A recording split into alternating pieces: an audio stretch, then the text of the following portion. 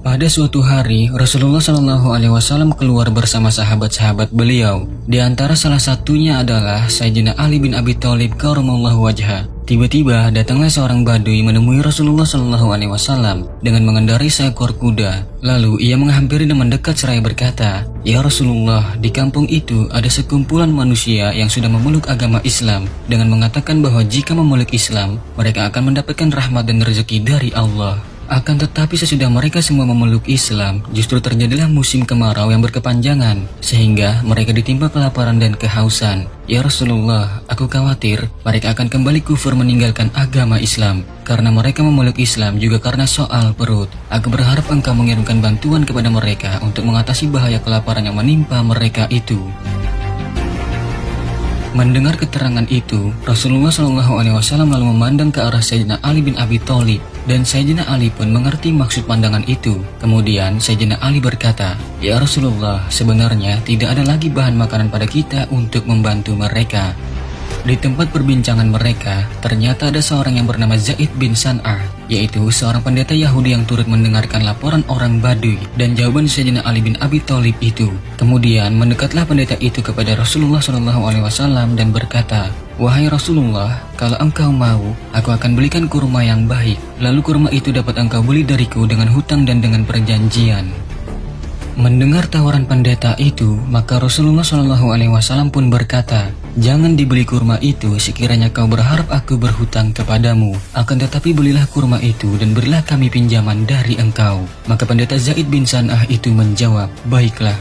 Zaid bin San'ah kemudian membeli kurma dengan kualitas yang terbaik, lalu menyerahkannya kepada Rasulullah SAW dengan perjanjian-perjanjian tertentu dan akan dibayar kembali dalam jangka waktu tertentu pula. Kemudian Rasulullah SAW menerima kurma itu, lalu diserahkan kepada orang Badui untuk dibagikan kepada penduduk kampung yang ditimpa bencana kemarau itu. Hari demi hari pun berlalu, dan sampailah suatu ketika Nabi SAW memimpin majelis ilmu di masjidnya. Masjid itu pun penuh sesak oleh para sahabat yang dengan penuh perhatian menyimak ceramah Rasulullah SAW. Tiba-tiba datanglah Zaid bin San'ah melalui pintu masjid. Dia lantas meminta celah agar bisa sampai ke saf terdepan. Banyak kaum muslimin di sana termasuk Sayyidina Umar yang belum mengetahui siapa pria yang tampaknya sedang terburu-buru itu. Ketika sudah sampai di saf terdepan, pendeta itu bukannya langsung duduk, tetapi justru berdiri tepat di belakang Rasulullah SAW. Lalu dengan beraninya dia menarik kain sorban Rasulullah SAW yang melingkar di lehernya, sehingga beliau tercekik karenanya. Melihat itu, seluruh sahabat sontak berdiri dan geram, seperti hendak ingin menyerang pria asing ini. Sayyidina Umar bin Khattab yang berada dekat sekali dengan Nabi SAW berkata dengan marahnya, "Wahai Rasulullah, izinkanlah aku untuk memenggal kepala orang ini." Namun Rasulullah SAW justru memberi isyarat dengan tangannya agar Sayyidina Umar dan seluruh hadirin tenang. Rasulullah SAW pun masih dalam keadaan tercekik. Beliau lantas menoleh ke arah pendeta yang bernama Zaid itu. Lalu Rasulullah berkata kepada pendeta itu tanpa menyebut nama aslinya, "Wahai Yahudi, ada apa?" Lalu Zaid bin San'ah itu menjawab, "Wahai Muhammad, kau berhutang padaku, dan aku tahu kalian ini orang Quraisy sangat suka menunda-nunda pembayaran hutang."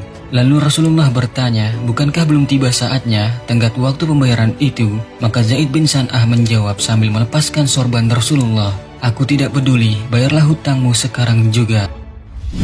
Maka Rasulullah SAW pun berpaling kepada Sayyidina Umar dan berkata, "Wahai Umar, ambilkan dari Baitul Mal sebanyak 20 sok kurma, sekitar 40 kg kurma, untuk membayar hutang itu kepada Yahudi ini, dan berilah dia tambahan sebanyak 20 sok kurma lagi." Lalu Sayyidina Umar bertanya dengan herannya, "Wahai Rasulullah, 20 sok itu untuk membayar hutang, akan tetapi tambahan 20 sok lagi itu untuk apa?" Maka Rasulullah menjawab, "Itu sebagai hukuman karena engkau telah menakut-nakuti dia."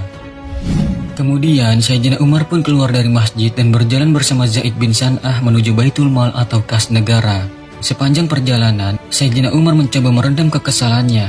Pikirnya, bagaimana mungkin seorang Yahudi bisa dengan pongahnya mencekik Rasulullah SAW tepat di depannya. Ingin sekali Sayyidina Umar melampiaskan amarahnya ke orang yang sedang berjalan bersamanya itu. Tapi bagaimanapun juga, ketaatan Sayyidina Umar kepada Rasulullah SAW jauh lebih besar dari amarahnya. Lalu sampailah Sayyidina Umar dan pendeta Zaid di Baitul Mal. Maka dengan segera Sayyidina Umar menyiapkan 2 karung yang masing-masingnya akan diisi dengan 20 sak kurma. Karung pertama pun selesai diisi dan diberikannya lah kepada pria Yahudi itu. Sementara Sayyidina Umar sedang mengisi karung kedua. Lalu sang pencekik Rasulullah SAW tadi mencegahnya dan berkata, "Wahai Umar, tahanlah. Jangan kau masukkan kurma ke karung itu." Sayyidina Umar tidak peduli dan berkata, "Aku hanya melaksanakan perintah Rasulullah dan aku tidak ingin mendengarmu." Lalu pendeta itu pun berkata, "Wahai Umar, apakah engkau tidak mengenalku?" Sayyidina Umar pun menjawab, "Aku tidak peduli." Lalu pendeta itu berkata lagi, "Aku adalah Zaid bin San'ah." Mendengar pengakuan namanya, Sayyidina Umar pun terkejut, kemudian berdiri menghadapnya dan berkata, "Apakah benar engkau Zaid bin San'ah, seorang pendeta Yahudi yang ahli Taurat?" Maka Zaid menjawab, "Benar, akulah Zaid bin San'ah." Lalu Sayyidina Umar berkata lagi, "Bukankah kau tahu bahwa Muhammad adalah utusan Allah?" Lalu pendeta itu menjawab, "Benar, aku mengetahuinya, akan tetapi cobalah engkau pikir wahai Umar, bagaimana mungkin aku nekat mencekik dirinya di depan kalian umat Islam yang mengimaninya sebagai seorang nabi? Bahkan aku melakukannya seorang diri dan di dalam masjid kalian. Apakah engkau pikir aku ini sudah gila?" Sayyidina Umar pun bertanya, "Lantas mengapa engkau melakukannya?" Pendeta itu menjawab, "Sungguh, sebelum tadi aku datang ke masjid kalian, aku telah mendapati tanda-tanda kenabian pada diri Muhammad. Hampir seluruh tanda-tanda itu ada padanya. Hanya saja, masih ada satu tanda yang belum tampak jelas bagiku, yakni bahwa kasih sayangnya mengalahkan rasa amarahnya. Maka dari itu, aku nekat melakukan hal tadi. Aku tahu hutang Muhammad belum jatuh tempo. Aku sengaja memancing emosi Muhammad dan kalian para sahabatnya. Aku sudah bertekad mempertaruhkan nyawaku hanya untuk membuktikan kebenarannya. Adakah tanda kenabian yang terakhir itu pada diri Muhammad? Dan kini aku percaya ternyata benar kasih sayang beliau mengalahkan amarahnya. Maka saksikanlah wahai Umar, bahwa aku bersaksi Allah sebagai Rabbku, Islam sebagai agamaku, dan Muhammad sebagai nabiku. Dan aku bersaksi kepadamu bahwa aku telah menyedekahkan sebagian hartaku untuk umat Muhammad." Lalu Sayyidina Umar bin Khattab berkata, "Ini untuk sebagian umat Nabi Muhammad saja, sebab hartamu tidak akan cukup untuk dibagikan kepada seluruh umat Rasulullah." Maka Zaid bin San'ah pun berkata, "Ya, untuk sebagian umat Muhammad." Kemudian Zaid bin San'ah kembali menemui Rasulullah SAW dan menyatakan kalimat syahadatnya, "Asyhadu an la ilaha illallah wa asyhadu anna Muhammadan abduhu wa rasuluh." Ia pun beriman dan membenarkan Rasulullah SAW.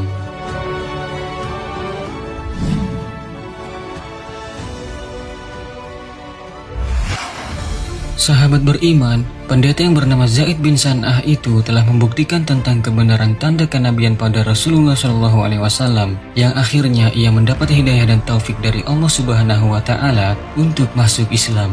Ini juga merupakan kehendak Allah Subhanahu wa Ta'ala yang menjadikan Zaid bin San'ah untuk masuk Islam. Karena Allah Subhanahu wa Ta'ala berfirman, "Sesungguhnya kamu tidak akan dapat memberi petunjuk kepada orang yang kamu kasihi, tetapi Allah memberi petunjuk kepada orang yang dikehendakinya, dan Allah lebih mengetahui orang-orang yang mau menerima petunjuk." Al-Quran Surat Al-Qasas ayat 56. Semoga dari kisah singkat penuh hikmah kali ini dapat memberikan manfaat baik kepada kita di dunia dan di akhirat. Amin ya Allah ya Rabbal Alamin.